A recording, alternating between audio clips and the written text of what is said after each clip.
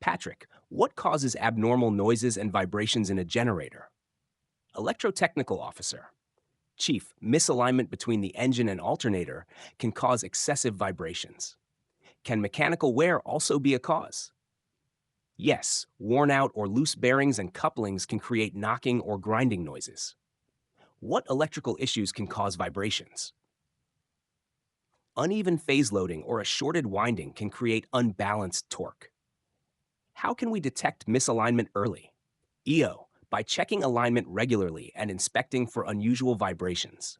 What happens if we ignore these issues? It can lead to bearing failure, alternator damage, or even total breakdown.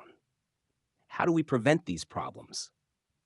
Regularly check alignment, inspect bearings, and monitor electrical load balance. Why is securing fasteners important? Loose fasteners can increase vibrations and damage components. CE, what should you do if you detect unusual noise? Stop the generator, inspect the source, and take corrective action. Good, Patrick. Early maintenance prevents costly repairs. I, Chief, I'll ensure regular inspections to prevent issues.